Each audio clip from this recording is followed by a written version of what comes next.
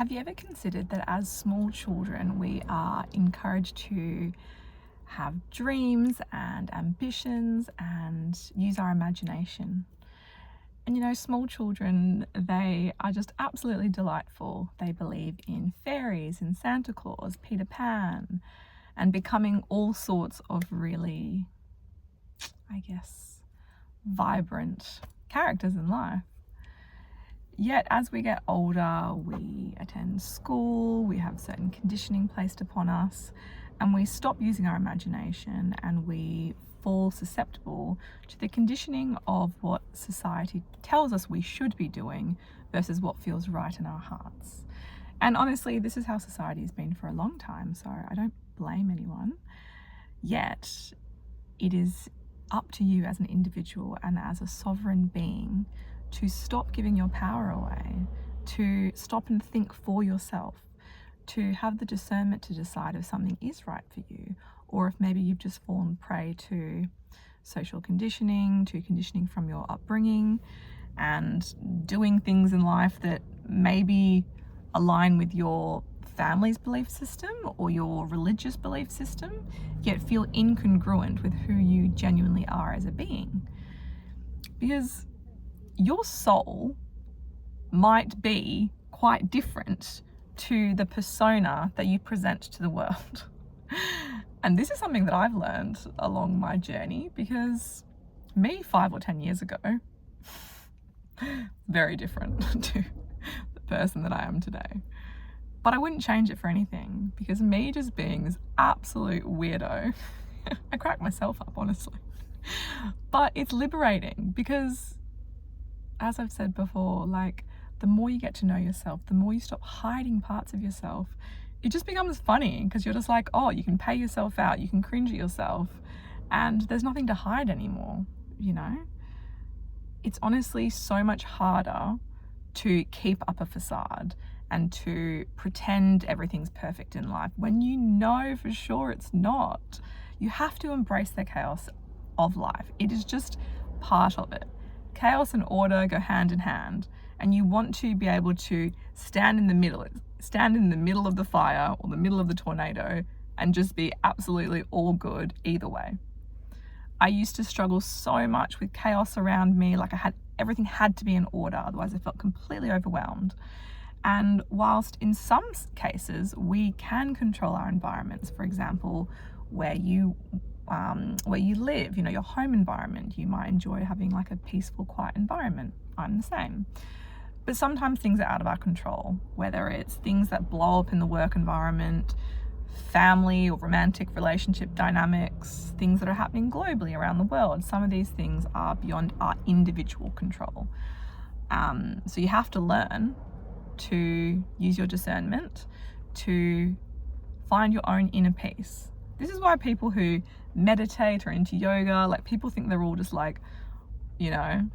off with the fairies or, Zen masters, but they're the ones who actually have emotional mastery, because they can just be present with what is going on in the world and not get completely sucked into it. Things that have really helped me on my journey has definitely been meditation. So quite a long time ago actually, I learned transcendental meditation, which is basically a mantra meditation. And there's lots of research done on the benefits of it. So if it interests you, just Google it. Breathwork. Breathwork is an excellent tool. There's obviously lots of different types of breathwork you can do. If you do more conscious connected breathing or these really deeper, intense breathing techniques, I would say they're more for sort of processing deep emotions, and they'll really shift up whatever's happening internally of you. But if you're just wanting to get to a place where your mind is quieter, you're feeling still internally, doing a pranayama technique where it's just about focusing on breath awareness, coming back to your body, that makes a huge difference. Vocal toning is great as well. So humming or making an om sound. For me, I just find that it just sort of, just phases everything out and just brings me back to the present moment. So that's also good. And spending time in nature, specifically bodies of water. If you don't know already, we're about, I think it's like 70% water. Don't quote me on that. Could be more, could be less. But, you know, when you actually think about the makeup of what we are as human beings, it's like, makes sense that if you are close to a body of water, that you have a resonance with it. And so everything in life is either is going to resonate with us, or there'll be a dissonance, which means it's like chaotic and scattered and not an ideal environment. And so if you think about life, just always be looking for and reaching for things that have a resonance for you.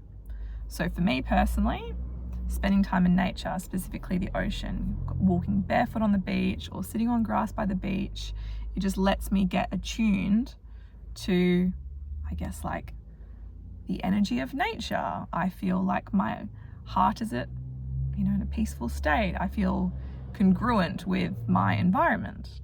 And ultimately, as humans, we are one with everything. We're one with God, we're one with nature.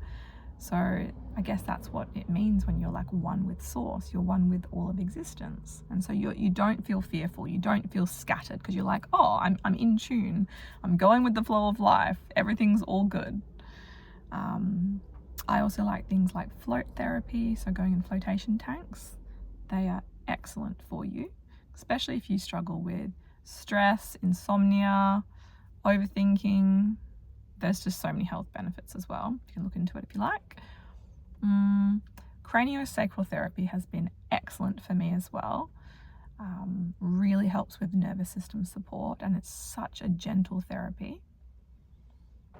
Acupuncture, that's great. Helps to, I think it helps to sort of unblock or balance out your meridians in the body, and that's obviously to do with Chinese medicine and energetic flow.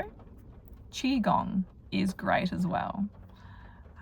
Again, all of these things are just what have worked for me. You don't have to do this stuff to you know, to better yourself, but if you feel a resonance with what I'm saying, or you feel like, oh, that's I'm a bit curious about that, I've never tried that, then give it a go or look into it. I think ultimately in life, there isn't one blueprint of how you have to do life.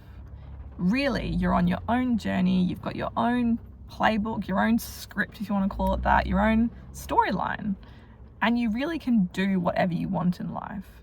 But I guess if you're wanting to live a more joyful, playful, abundant life, then you just got to make it easier for yourself.